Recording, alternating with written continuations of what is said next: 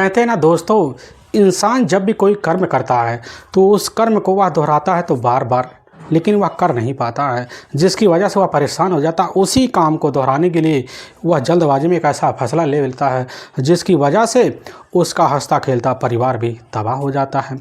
आज की घटना में सेम कुछ ऐसी होता है। एक महिला होती है, अपने ज़िंदगी को संवारने के लिए एक ऐसा फैसला लेती है जिसकी वजह से वह इस दुनिया को छोड़कर बड़े ही तौर तरीके से हमेशा हमेशा के लिए चली जाती है। लेकिन जब लोगों के सामने सच्चाई निकल के आता है, इसे सुनकर लोग हैरान और परेशान भी हो जाते हैं। आखिर क्या था इस घटना में क्या हुआ, इस घटना की आप पूरी तह तक सच्चाई जानने के लिए इस वीडियो को आप लास्ट तक जरूर देखिएगा। नमस्कार दोस्तों, मैं प्रदीप कुमार आपको इस क्राइम टेढ़ी बात चैनल पे मैं स्वागत करता हूं। दोस्तों आज की यह जो सच्ची घटना है, यह घटना सुनाने से पहले मैं आपसे एक छोटा सा रिक्वेस्ट करना चाहता हूं, क्योंकि आप अगर इस चैनल पर नए हो और पहली बार आए हुए हो तो एक बार जाकर अपने इन्हीं प्यारे हाथों से आप इस चैनल को लाइक और सब्सक्राइब और शेयर ज़रूर करें, ताकि आपकी वजह से इम्पोर्टेंट होने के नाते यह जो वीडियो है यह काफ़ी लोगों तक पहुँचाया जा सके। अब इसके लिए हम आपके तहे दिल से शुक्रगुजार रहेंगे। दोस्तों आज की यह जो सच्ची घटना है, यह घटना है ठीक है उत्तराखंड प्रदेश। अब उसी में जाना माना एक ज़िला पड़ता है अब देहरादून। उसी में ही एक माता मंदिर रोड पड़ता है और उसी रोड से सटा हुआ एक नेहरू कॉलोनी पड़ता है। उसी कॉलोनी के ही रोड पर एक मकान होता, उसी मकान में ही किराए तौर पर रहने वाले अशोक रोहिल्ला होते हैं, जो मौके पर एक ट्रांसपोर्टर के जाने माने बिजनेसमैन भी होते हैं। उनकी अपनी पत्नी होती है कामना रोहिल्ला, जिसकी उम्र लगभग अब इधर मात्र 32 साल के आसपास होता है। उनके परिवार में उनकी अपनी टोटल एक बच्ची होती है जिसकी उम्र लगभग 3 साल के आसपास होता है, जिसका नाम जानवी होता है। लेकिन परिवार में एक खुशी माहौल होने के नाते जो होता है, परिवार काफ़ी तौर तरीके से चला फिरा करता था। लेकिन समय एक ऐसा करवट लेता है जिसकी वजह से परिवार पूरी तरह से एक ऐसी विश्वास में घिर जाता है कि पूरा परिवार अब तहस महस हो जाता है। और तभी मैं बात करने जा रहा हूँ ठीक जैसे ही 29 अगस्त का ही, अब रात का वही 11 और 12 के बीच का टाइम होता। उसी वक्त नेहरू कॉलोनी में एक घर से बड़ी तेज़ से 2 गोली चलने की आवाज़ आती है। इस आवाज़ के नेहरू कॉलोनी के जब लोग सुनते हैं तो बड़े अचंभे में बड़े परेशान हो जाते हैं, क्योंकि उनकी जो पहली नींद होती है उस समय 2 गोली की आवाज़ की वजह से पूरी तरह से नींद सन्नासा हो जाती है। अपनी नींद को मौके पर उड़ाते हुए उठते हैं। उठने के बाद अपने अपने घरों से लोग बाहर निकलते हैं और उस गोली चलने की दिशा को आभास करते हैं। तो पता चलता जो दिशा होती है वह ठीक इधर अब अशोक रोहिल्ला के मकान से आई हुई होती है। लोग वहाँ तरह तरह की बातें करते हैं। तभी जो होता अशोक रोहिल्ला अपने घर में से हाँफते ढाँपते बाहर जो होता निकलते। एक कार होता उनका खुद का, उसी कार में बैठते और बड़ी जल्दी बढ़ते रहते हुए ना जाने कहाँ टेढ़ी मेढ़ी रास्ते से लेते हुए उस मोहल्ले से निकल कर आँखों के सामने से चंद मिनट के अंदर इधर मोहित अब रोहिल्ला ओझल हो जाते हैं। मोहल्ले के लोग सोचते हैं कि आखिर जो होता है इतनी आनंद फानन में अशोक रोहिल्ला जो होता है अपने घर को छोड़कर क्यों हड़बड़ाते हुए जा सकता है। लोग सोचते हैं, सोचने के बाद काफ़ी लोग इकट्ठा होते हैं, मुहर्रा लेते हैं, अपने हिसाब से चाल मशवरा बनाते हैं और अंदर जाते देखते हैं कि अरे अशोक को घर की जो लाइटें वह सारी जगमगा रही हैं, सामान जहाँ के तहाँ पड़े हुए हैं, पूरा घर शांति का माहौल बना हुआ है। आखिर उनके घर में ऐसा क्या हो गया कि अशोक हड़बड़ाते गड़ाते घर से बाहर निकले। और तभी कुछ लोग इशारा मारते हैं कि चलो एक बेडरूम है उसमें अपनी पैर बढ़ाया जाए। अब ये सब सोच आकर मोहल्ले के जो लोग होते हैं अपने पैर अब इधर अशोक के बेडरूम में बढ़ाते देखते हैं कि एक बेड होता, उसी पर अशोक की अपनी जो पत्नी होती है कामना रोहिल्ला पूरी तरह से मृत अवस्था और खून से लथपथ अवस्था में पड़ी होती है। बगल में उसकी अपनी 3 साल की बच्ची जानवी जो पूरी तरह से गहरी नींद में सो रही होती है। लोग देखकर वहाँ पूरी तरह से स्तंभ रह जाते हैं। और उसी वक्त एक व्यक्ति होता है, उस व्यक्ति को उसी समय आभास होता है, इसकी जो सूचना होता है 100 नंबर डायल के द्वारा कंट्रोल रूम को दे देता है। और कंट्रोल रूम के द्वारा इसकी सूचना जो होता है नेहरू कॉलोनी के थाने को लग जाती है। वहाँ के थाना के मौके पर जो कोतवाली साहब होते हैं अब दिल भर नेगी जैसी खबर पाते हैं, पाने के लगभग कुछ मिनट यानी कि लगभग 1:30 बजे के आसपास का टाइम होता है। तो उसी वक्त जो होता है अब इधर नेहरू कॉलोनी में घुसते हैं। अब घुसने के बाद जैसे ही अशोक रोहिल्ला के घर में घुसते देखते हैं कि बेड है, उसी बेड पर इधर एक महिला पूरी तरह से खून से लथपथ अवस्था में पड़ी हुई है और बगल में एक 3 साल की बच्ची चीख चीख कर रोई जा रही थी माँ का नाम लिए हुए। पुलिस की जो टीम होती है अपने हिसाब से घटना का तौर तक करती है, देखती है उस कमरे में चारों तरफ लाइटें जगमगा रहे होते हैं। अब जो सामान होता है पूरी तरह से सुरक्षित पड़ा होता है। पुलिस की टीम भी नहीं समझ पाती है कि आखिर जो होता है इनके घर में लूटपाट के इरादे से इस महिला की हत्या की गई है या तो किसी से करवाई गई है। पुलिस बेलजम में पड़ जाती है, लेकिन वहाँ के लोगों से पता चलता कि इधर जो होता उसका जो अपना पति होता अशोक रोहिल्ला मौके पर अभी कुछ घंटे पहले जो होता एक कार में अपनाते यहाँ से कार लेकर निकल चुका है। पुलिस की टीम सोच लेती है बस करो, इस महिला का हत्यारा कोई और नहीं है बल्कि इसका अपना ही पति अशोक रोहिल्ला ही है। लेकिन पुलिस की जो टीम होती है घटना को देखकर यह नहीं समझ पाती कि आखिर जो होता है क्या अशोक ने ही खुद अपनी पत्नी की हत्यारा बनने का कोई कवायद की है। पुलिस की जो टीम होती है उस समय उलझन में फंसती है, घटनास्थल को देखकर नहीं समझ पाती कि आखिर दोता क्या इसका पति खुद हत्यारा है या कोई और है। लेकिन इन सब रहस्यों से पर्दा तब उठ सकता था जब जाकर इधर अशोक रोहिल्ला पुलिस के हथकंडे चढ़े। अब पुलिस की जो टीम होती है उसकी तलाशी करने के लिए अपने हिसाब से वहाँ कुछ पुलिस फोर्स जो होता है उस गली में भेज देती है, जिस गली से मौके पर अपना कार लेकर इधर अशोक रोहिल्ला अब निकला हुआ था। लेकिन इधर जो होता पुलिस तब भी खाली हाथ काफ़ी घंटे बाद वापस चली आती, तब तक सुबह का टाइम हो जाता है। और इधर जो होता है अब जाकर कामना के मायके वालों को भी इसकी खबर लग जाती है। अब मायके वाले जब खबर पाते हैं तो अभी पहुंचते हैं अपनी बेटी को देखकर इस हालत में वो अभी चीखना चिल्लाना शुरू कर देते हैं और लोग वहाँ तरह तरह के चर्चे हैं। पुलिस की जो टीम होती है इस मामले को काफ़ी गंभीर समझ बैठती है, जिसकी वजह पुलिस की टीम उसी वक्त बॉडी का पंचनामा भरवाती है और भरवाने के बाद उसी वक्त बॉडी को अपने कब्जे में लेती है और लेकर वहाँ के ही सरकारी अस्पताल में अब मोर्चरी में रखवा देती है। और पुलिस की टीम इस केस की गहराई से पर्दा उठाने के लिए सबसे पहले अब जो तलाशी का हक बनता है सीधा का सीधा अशोक रोहिल्ला पर पड़ता है। इसलिए पुलिस की जो टीम होती है सबसे पहले अशोक का मोबाइल नंबर अब वहाँ के लोगों से ले लेती है और जब ले लेती है तो उनके ही लोगों के द्वारा जो होता है अशोक के मोबाइल के ही लोकेशन का अता पता चल जाता है। पता चलता इस समय अशोक के मोबाइल का जो लोकेशन होता है अब वह जाकर ठीक इधर श्रीमंत इंद्रेश एक अस्पताल होता है उसी अस्पताल में दिखा रहा है। अब पुलिस की जो टीम होती है ठीक लोकेशन के आधार पर जैसे अस्पताल पहुंचती है पता चलता कि ठीक उसी अस्पताल में आईसीयू में मौके पर अशोक रोहिल्ला भर्ती है। और पुलिस की जो टीम होती है उससे मिलने के लिए काफ़ी जद्दोजहद करती है, लेकिन इधर काफ़ी हालत नाजुक होने की वजह से पुलिस की जो टीम होती है अशोक से मुलाकात नहीं कर पाती है। लेकिन काफ़ी घंटे का वक्त बीत जाता है, यहाँ तक कि 2 दिन का वक्त बीत जाता है, लेकिन अशोक रोहिल्ला से मुलाकात पुलिस का नहीं हो पाता है। लेकिन तभी पुलिस को पता चलता है कि थोड़ी बहुत होश जो होता है मौके पर अशोक रोहिल्ला को आ चुका। पुलिस की टीम पहुँचती है, अशोक रोहिल्ला से सत्वाना देते हुए वहाँ पूछताछ शुरू कर देती है। अशोक रोहिल्ला जो होता है पुलिस के सामने कहने लग जाता कि साहब हमारे ही घर में हमारा एक अपने बुआ का बेटा है अब जिसका नाम रिंकू उर्फ है अजय शर्मा है, जो ठीक है अमन विहार जो रायपुर पड़ता है वहीं का रहने वाला है। साहब अभी रात को जैसे ही वही 12 बजे के आसपास का टाइम होता है उसी वक्त हमारे बुआ का बेटा जो होता है रिंकू वर्मा हमारे घर पहुंचा और पहुंचने के बाद जो होता हमसे कुछ गहने की मांग करता है, लेकिन हम मना कर देते, जिसकी वजह से अचानक हमारे ऊपर टूट पड़ता। हमारी जो पत्नी होती है कामना भी हमें बचाने के लिए काफ़ी कोशिश करती है, लेकिन उसके हाथ से एक रिवॉल्वर निकलता है और उसी वक्त हमारी पत्नी के ऊपर 2 गोली चला देता और उसके ऊपर साहब हम भी टूट पड़ते, लेकिन हमारे हाथों में आकर वह गोली चल, जिसकी वजह से हम अपने आप को संभाल नहीं पाते और अपने आप को बचाव के लिए वहाँ से निकलते हैं और तुरंत साहब जो होता है इसी अस्पताल में आकर भर्ती हो गए हैं। पुलिस जो टीम होती है उसके बाद फिर एक लिखित ले लेती है और पुलिस को यकीन नहीं होता है और पुलिस का जो मकसद है सबसे पहले जाकर अब इधर रिंकू वर्मा की तलाशी करने का। इसीलिए पुलिस जो टीम होती है रिंकू वर्मा की तलाशी करने के लिए सबसे पहले उसके बारे में एक अहम जानकारी जुटाती है और पता चलता है रिंकू वर्मा जो होता है एक साधारण आदमी नहीं बल्कि एक बहुत ही खूंखार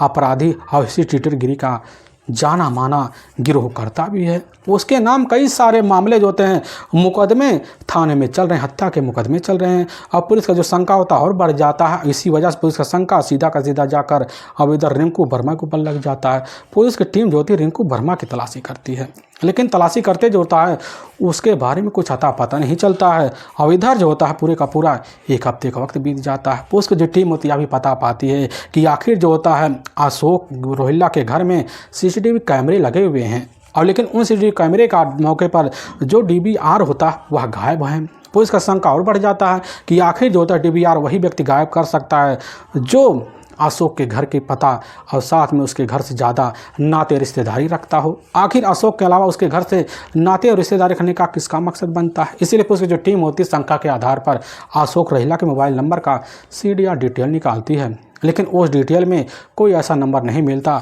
जिस पे शंका जो होता है अब किया जा सके। पुलिस के हाथ भी खाली हो जाते हैं, लेकिन ना इधर अशोक से पुलिस की टीम की बात हो पाती है। पता चलता है अशोक जो होता है मौके पर ICU में भर्ती है, लेकिन उससे कुछ बात ना हो पाने की वजह पुलिस को भी निराशा हाथ में लग जाता है, क्योंकि दूसरी तरफ जो होता है रिंकू के वर्मा के बारे में पुलिस की टीम को भी कोई सुराग नहीं मिल पा रहा था।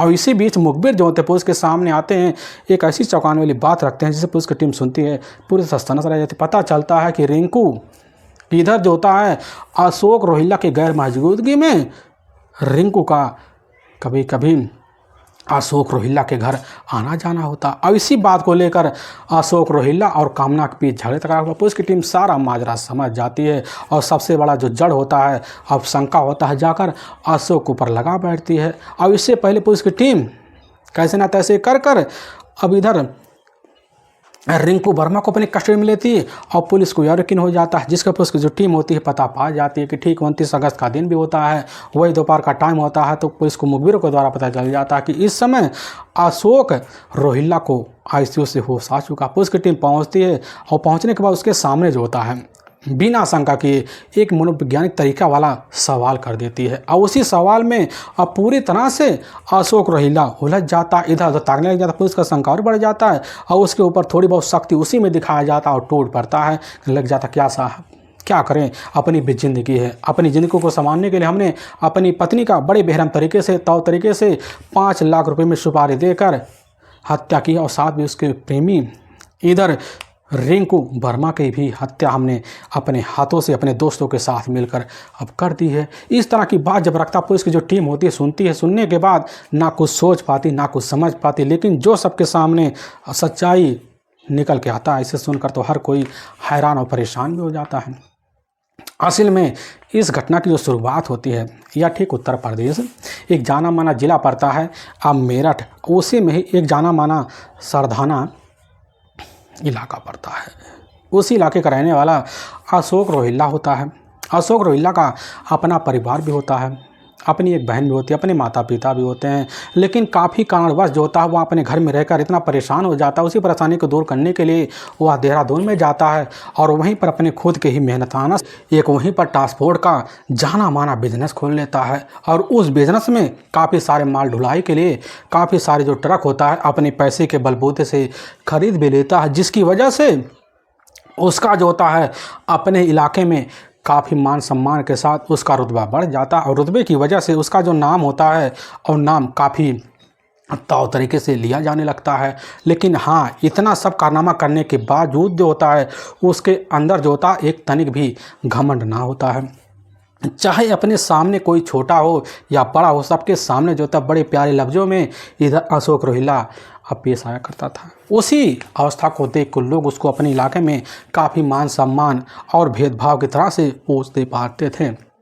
लेकिन समय जो होता है इधर घूर जाता है, लेकिन तनिक भी अभिमान ना होने की वजह से उसके अंदर एक स्वभाव भरा जन्म लेता है। लेकिन समय ऐसी करवट लेता है जैसे ही अब साल 2009 लगता है, तो उसी बीच जो होता है मौके पर उसी के सामने एक PCO को दुकान होता है। उस दुकान का मालिक जो होता है अब इधर सुरेश होता है। सुरेश की एक अपनी बहन होती है अब रेखा, देखने में काफ़ी खूबसूरत होती है और चंचल भी होती है। लेकिन सुरेश के दुकान पर अब इधर अशोक रोहिल्ला का कभी कभी आना जाना होता, क्योंकि उसी PCO से वह जो होता है अपने घर अपने रिश्तेदारों में अपने मेहमानों से मौके पर अब बात कर लिया करता था। लेकिन इधर सुरेश के आने जाने से उसके जो होता है PCO में उठना बैठा बन जाता है। लेकिन उसी PCO में उसकी अपनी बहन भी होती है रेखा। अब रेखा को जब देखता है, देखने के बाद उसका पूरी तरह से अशोक दीवाना सा हो जाता है। और दीवाना से हो जाने के बाद अशोक जो होता है अब रेखा पर काफ़ी मेहरबानी भी करना शुरू कर देता है। रेखा को जब देखता है किसी भी पैसे के अभाव में वह अपनी काम को नहीं निकाल पा रही है, तो काम को निकलवाने के लिए अशोक जो था उसके पास पहुंच जाता, कहने लग जाता कि तुम्हें अगर पैसे की ज़रूरत है तो हमसे दुम खोल को मांग तो सकती हो, क्योंकि हम तुम्हारे सामने हैं, पैसे भी चुका सकती हो। रेखा यही बात जब सुनती है, सुनने के बाद उसकी मीठी मीठी लफ्ज़ों में आ जाती, आने की वजह से अब रेखा जो होती है जब मन होता, जब कमी होता तो उसे पैसे की मांग कर लेती है।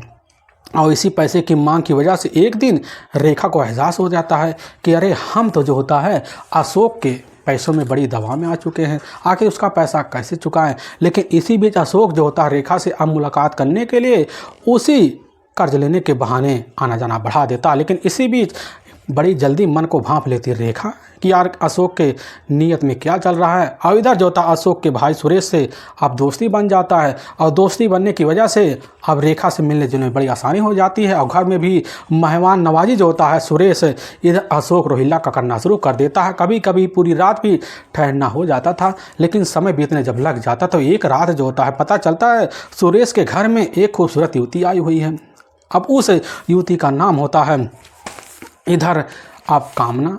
और कामना जो होती है सुरेश की अपनी ही प्रेम का होती है। आए जाने दिन जो होता है सुरेश के घर कामना का उठका बैठका होता है, लेकिन कामना को जैसे देखता है सुरेश जो होता है उस समय नहीं समझ पाता कि इसकी मोल भाव कहाँ जा रहे हैं, क्योंकि दूसरी तरफ अब जो होता है अशोक की निगाह कामना पर पड़ जाता है। और पड़ने की वजह से कामना से दोस्ती बढ़ाता है, और कामना बड़ी जल्दी जो होता है अशोक के सामने अपनी दोस्ती की पेशकश कर देती है। अब रोज़ का जो होता है सुरेश के बहाने इधर कामना का होता है, और इधर दोस्ती के नाते जो होता है अब अशोक का सुरेश के घर आना जाना होता है।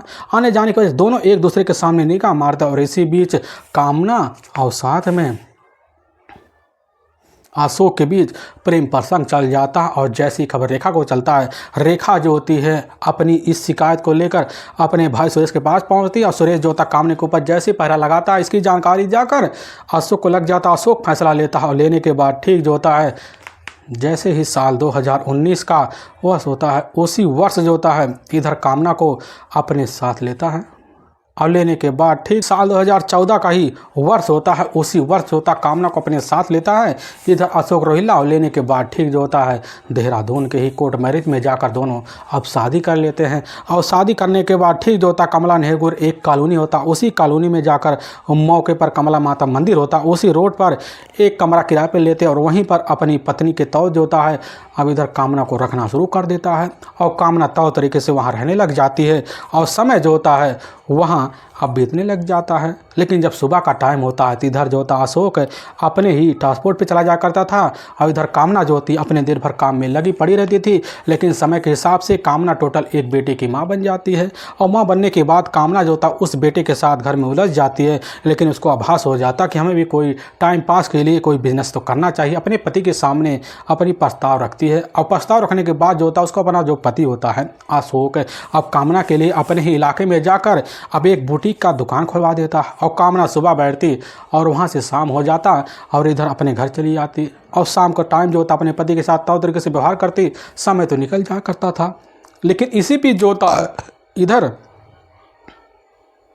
अब रोहिल्ला का ही एक अपना बुआ का बेटा होता है जिसका नाम होता है रिंकू उर्फ अजय वर्मा, जो ठीक इधर मौके पर रायपुर का ही जाना माना शास्त्री नगर पड़ता है वहीं का रहने वाला होता है। अजय वर्मा कोई साधारण आदमी नहीं होता, बल्कि जाना माना एक खूंखार हिस्ट्रीटर भी होता। उसके नाम लगभग 6 हत्याएं एक ही बार में शामिल है। पुलिस जो होती है उसके पीछे इर्द गिर्द मंडराती है, लेकिन चोरी छुपे शास्त्री नगर में मौके पर कई महीनों से रह रहा होता है। तो उसको जब पता लगता है कि हमारा जो अपना मेरा मौके पर भाई है वह उसका जो होता है हमारे ही इलाके में उसका निवासा बना हुआ, तो मुलाकात करने के लिए अब अशोक से उसका आना जाना बढ़ जाता है। लेकिन इसी बीच जो होता है अपनी भाभी को देखने के बाद देवर होने के नाते जो होता है अब इधर रिंकू का जाकर कामने से हंसी टटोले बन जाता है। हंसी टटोले जब चलने लग जाता है ज़्यादा जो होता है अब गैर मौजूदगी में इधर रिंकू का आना जाना बन जाता है। और उसकी जो खबर होता है अब जाकर धीरे धीरे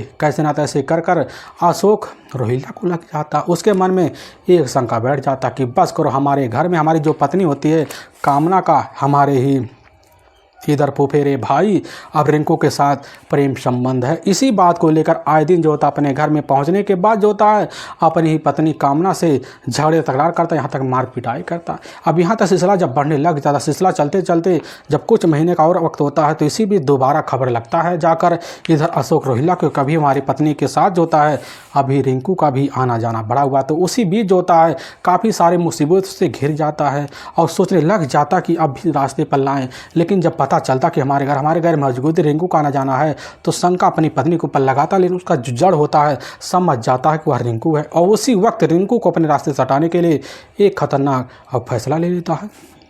और तभी जैसे ही 3 नवंबर साल 2018 का वक्त होता है तो उसी वक्त खुद रिंकू के पास फ़ोन कर देता है। कहने लग जाता कि दोस्त, हमारा एक अपना और करीबी दोस्त है अब जिसका नाम इधर परवेज उर्फ बसरू है, जो ठीक इधर शास्त्रधारा रोड पर रहता है। उसका एक कमरा, तुम्हें वहीं पर आना पड़ेगा और हम वहीं तुम्हें आज उसके बर्थडे का पार्टी देंगे। यह बात रिंकू सुनता, हामी भर लेता। हामी भरने के बाद जैसे ही अब रात का 9 बजे के आसपास का टाइम होता है तो उसी वक्त जो होता है सही में परवेज उर्फ बसरू के ही कमरे में घुस जाता है। और जब घुसता है तो इधर जो होता है उसके ही सामने अशोक रोहिल्ला होता है और साथ में परवेज बसरू होता है और साथ में अशोक का ही एक अपना करीबी दोस्त होता है दीपक शर्मा, उसका ही भाई होता है गौरव शर्मा। वहीं होते हैं, चारों देखते हैं और पार्टी के नाम पर वही माहौल बनाते हैं। लेकिन इधर जो होता अब चारों के चारों मिलकर एक के बाद एक जो पैक होता है जाकर रिंकू वर्मा को लगवा। रिंकू वर्मा थोड़ी बार नशे में बेसुध हो जाता है, लेकिन उसी वक्त अपनी बातों में बहलाते हुए अब इधर चारों के चारों जो होते हैं रिंकू वर्मा को अपने साथ एक कार में लेते हैं और लेने के बाद ठीक जो होता है इधर सरधाना मेरठ के ही जो इलाका पड़ता है उसी इलाके को पार करते करते राजस्थान में घुस जाते हैं। और जब राजस्थान में घुस जाते हैं पूरा रात सन्नाटा देखते हैं, वही रास्ते में ही इधर गला दबाकर रिंकू वर्मा का हत्या कर देते, बॉडी ले जाकर वहीं साइड में एक झाड़ी में डंप कर देते हैं। फिर वहाँ से अपने घर के लिए निकल पड़ते हैं।